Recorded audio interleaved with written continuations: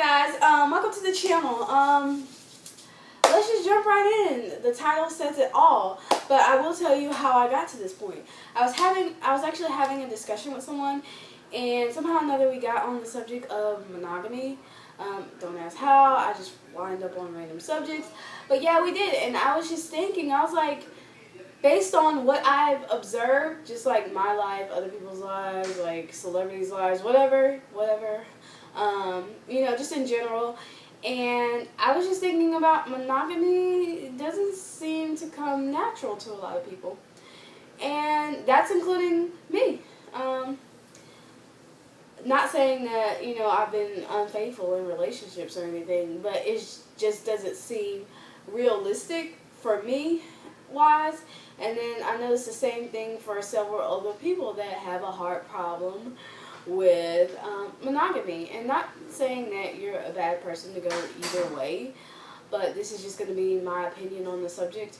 And I was reading through like a couple articles talking about it, and there was a lot of back and forth and blah blah blah, but I'm just going to kind of talk through and just tell you what I think and kind of get some feedback, interacting, people talking, just to see what kind of new ideas I can come up with, because I'm still fresh on the subject. But like I said, based on what I've seen, I don't feel like it comes natural to a lot of people, and I felt that it doesn't come natural to me, but it's just taking a while to get to that place for me to admit that monogamy seems to not be one of my strong points. Like I said, not to say it's bad either way. If you're monogamous, that's wonderful. More power to you. It takes real restraint, and not real restraint, but it takes love. It takes, I don't know, it takes something that I don't have. And not to, like I said, this is not like bashing either way. So the first thing why I started to think that monogamy didn't really come natural is just because of like our divorce rate. Just not in the U.S. particularly, but just overall. Our divorce rate is really high, and it's mainly because of infidelity. And I don't know, I feel like that if something is natural, like I feel, well, let's take it this way. I feel like you can genuinely love someone and still be attracted to another person. In fact, that's actually happened to me before. I've been genuinely in love with someone, but still attracted to other people. Like, not saying I didn't care, that wasn't real love. No, I genuinely love this person, but I was still attracted to other people.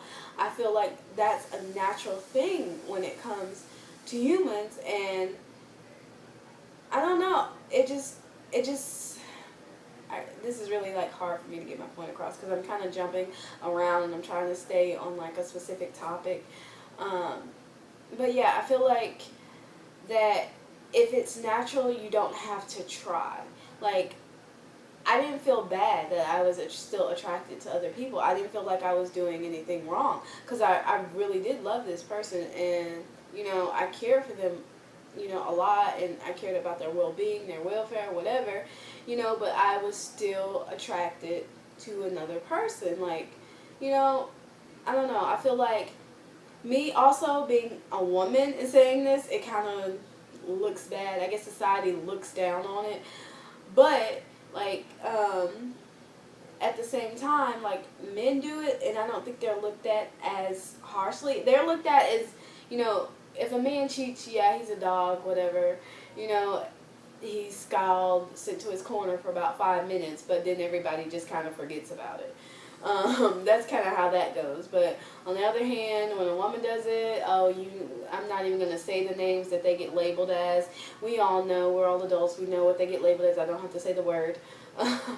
But yeah, they get a label, but I feel like that's she's being herself. She may not, necessarily want to spend the rest of her life with this one person. in my mind, that's kind of insane to think that I'm going to spend eternity with this one person. Now, for people that think that, you know, to spend their life with one person, that's magical, that's incredible. Like I said, it takes something that I do not possess.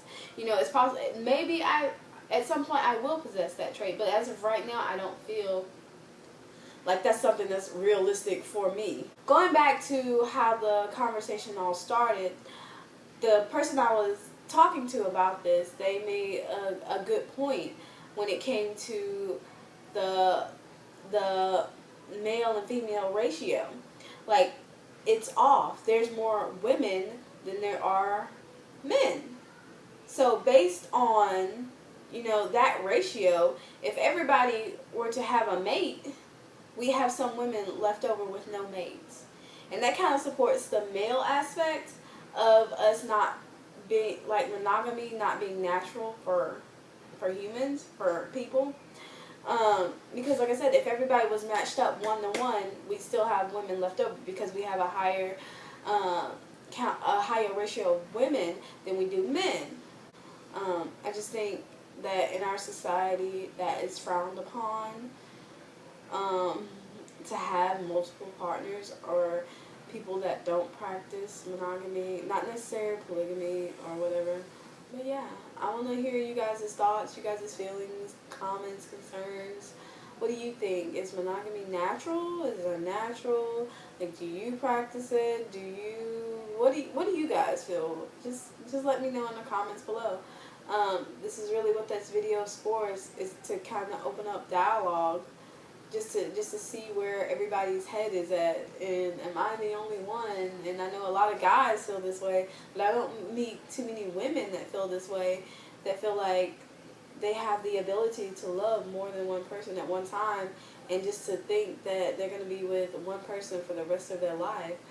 Like, I don't know, I'm a weird chick anyway, so I am few and far between.